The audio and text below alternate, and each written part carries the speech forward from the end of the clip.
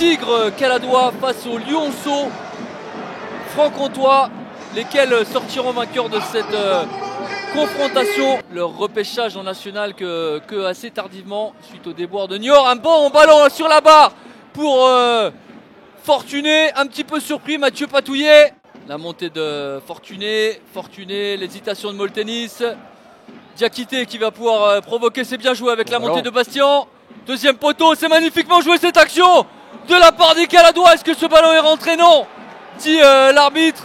Temps mort sur ce début de deuxième mi-temps, le jeu est haché.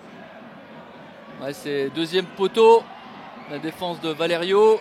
L'entrant, et Fatard va pouvoir centrer une deuxième chance. Fatard, pied gauche, la première déviation, la deuxième, et l'ouverture du score, signée de Boris Moltenis suite à cette déviation. Le centre de Fatard, c'est lui qui vient donner l'avantage à Sochaux qui mène à 0. Ouamou pour Fatard, Ouamou.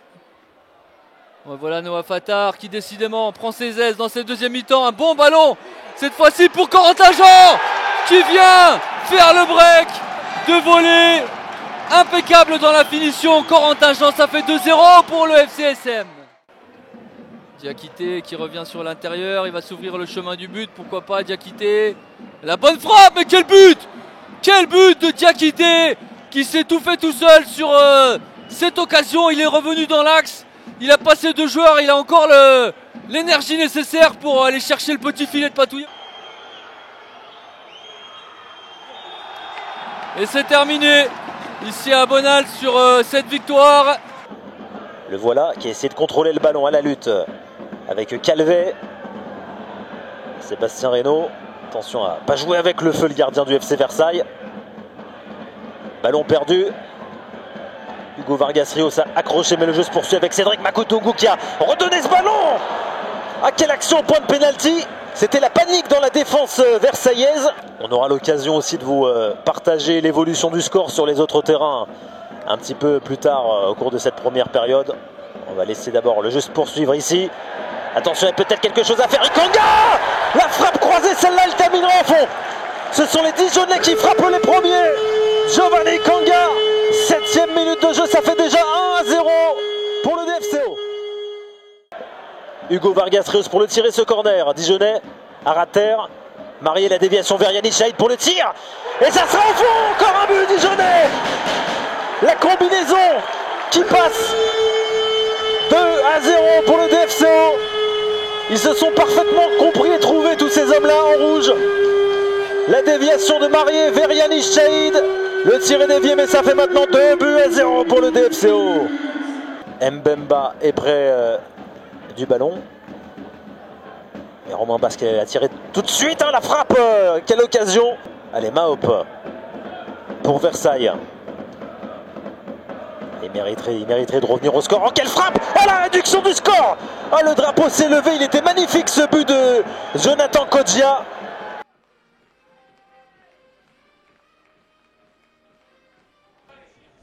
C'est parti, Mbok, c'est très bien tiré, attention le ballon qui traîne, et le but, et l'ouverture du score, pire moment pour Bourg-en-Bresse, avec un but, je crois, de la cuisse de Diaoué Diarra. Attention, on revient à l'entrée sur le rebond, avec Makassou Bakiro par côté droit pour chercher l'Aspal, le centre de l'Aspalès. Oh, cette reprise un petit peu sur le reculoir, c'est dommage. Et voici les 22 acteurs de cette rencontre qui va opposer QRM au VAFC pour la 13e journée. Et après il est revenu, après l'arbitre a jugé qu'il n'y avait pas. Oh et attention, le 1 contre 1, la bonne passe et la possibilité de conclure d'entrée de match sur la première opportunité donnée aux hommes en rouge ce soir. Et c'est Isaac Chipamba qui ouvre le score pour QRM. Conclure le plus vite possible, la possibilité peut-être sur ce centre et la tête à nouveau. Et l'intervention parfaite de Mathieu Michel. Le centre de Daliamar, il y a une possibilité peut-être, la talonnade elle est bonne. Et l'arrivée de Diallo pour la frappe. Et le deuxième but de QRM. Au meilleur des moments, à 5 minutes de la fin. Et là, quasiment l'unique banderie de cette deuxième période de QRM qui se termine au fond des filets de Mathieu Michel, 2-0 pour les Léopards. l'arrivée donc des 22 acteurs et les équipes. On crie avec sa vitesse également, ça c'est bien fait également avec Jimmy Albitouré. Il y a peu de monde mais il y a quand même Fadel Koumisti qui va proposer sur le côté droit. Il n'y a pas grand monde au centre également, mais il y a Guillaume Kous qui est pas très loin, qui va pouvoir peut-être frapper, mais finalement non, c'est bien défendu. Ça va quand même revenir de nouveau avec Ryan Ponty qui lui va tenter sa chance. C'est touché, ça suffit et c'est l'ouverture du score pour l'US Orléans sur la première occasion avec Ryan Ponty qui a mis ce ballon dans la surface de réparation. Est-ce que c'est Guillaume Kous qui l'a dévié? Quand on arrose comme ça, c'est vraiment qu'on veut de la fluidité dans le jeu, que le ballon circule plutôt plus rapidement. Attention à cette erreur avec Lucas Bretel, le ballon pour Fadel Koumisti, pas de position de hors-jeu, avec sa tentative de frappe là-bas. Elle était magnifique, Fadel Koumisti, qui a failli marquer devant son ancien club. Défensivement, c'était solide.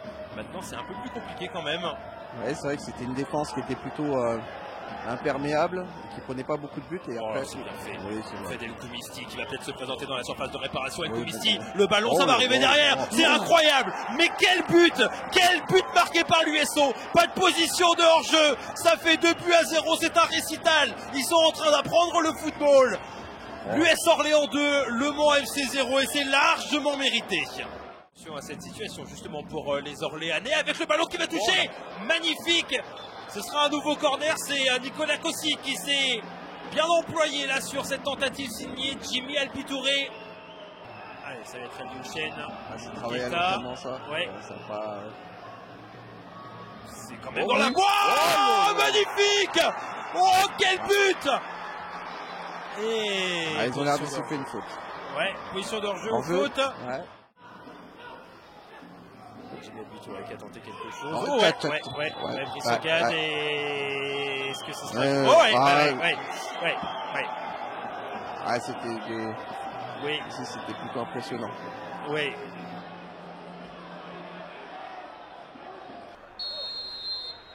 Une dynamique à entretenir et à fructifier à domicile pour le Paris 13 Atlético face à un autre promu au bagne, 9e au classement, et qui doit aussi reprendre des points et une dynamique à l'extérieur. Benata pour ce premier coup franc dangereux à la 12e minute, coupé par une tête et repoussé surtout par Germain Salou. Benata, hors-jeu, pas hors-jeu du tout même, pour permettre à Etsiba de frapper. Super barré de Salou, Boudra, seconde chance, encore Germain Salou sur la trajectoire pour sa 111e apparition avec la tunique parisienne. Encore un double arrêt, et grand double arrêt à la 43e minute. Merci. La solution directe, longue, très intéressante ici à Kakaramoko contre le Russie. Enchaînement aussi, mais pas autant que l'arrêt de Lucas Lavallée. Le représentant du championnat national en Coupe de France, bien sûr. Le jeu de revers de Samad Hachem, l'enchaînement d'Hachem. Lavallée arrête ou pas finalement ce ballon. La réussite pour Abdesamad Hachem sur son tout premier ballon ce soir. On assiste actuellement à l'entrée des 22 acteurs de cette rencontre, ceux de la Berrichonne de Châteauroux, on le rappelle, et l'AS Nancy-Lorraine.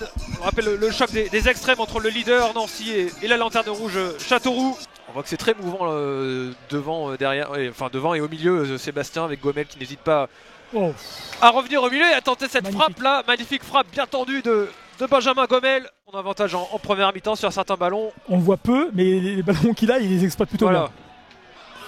Joueur tranchant, Giovanni Versini. C'est une grosse faute. Il y aura minimum jaune, c'est évident. Il y aura minimum jaune. Et ce sera un carton rouge finalement. Forcément la tâche va se compliquer là pour c'est un moment très important du match. On le voit ce soir, clairement, le joueur qui pose des problèmes à Châteauroux. Attention avec ce centre une nouvelle fois bien sorti par Ilial Konaté avec une deuxième tentative là pour le Nancéen qui n'a rien donné. Et on repart côté droit et Benjamin Gomel. Il se débarrasse facilement là de Othman Shraibi. Nouvelle tentative. Avec attention ce ballon pour Cheikh Touré qui tombe dans la surface de réparation. Ce sera un penalty. Penalty pour l'Est Nancy-Lorraine. Et de conforter sa place de leader. Le pied gauche là de Cheikh Touré qui va sans problème tromper Ilial Konaté. Son 4e but de la saison pour Cheikh Touré. D'abord, très bon ballon là pour Borio. Borio pour Cheikh Touré. Et la tentative, la nancéenne. Et c'est le doublé pour Jack Touré sur cette occasion. Je croyais qu'il y avait un jeu, excusez-moi. Il n'est pas hors jeu, il est pas hors jeu. Il est couvert, Les voici, les 22 acteurs qui entrent sur la pelouse de la Libération, justement avec les joueurs boulonnés de leur maillot traditionnel rayé rouge et noir, alors que les Concarnois sont dans leur maillot extérieur tout de blanc vêtu, qui fut sur cette pelouse.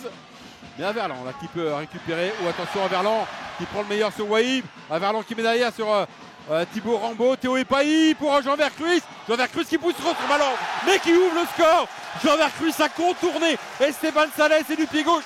Il met ce ballon au fond des filets pour l'ouverture du score ici à Boulogne. Bon relais avec Seri et le ballon sur le côté gauche pour Bourgault, poursuivi par Asbouche.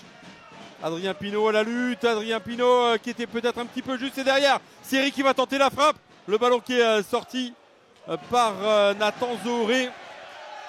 Et très vite, on se projette vers l'avant avec Théo Epailly. Théo Epailly face à Maxime Etouin. Théo Epailly encore. Théo Epailly toujours.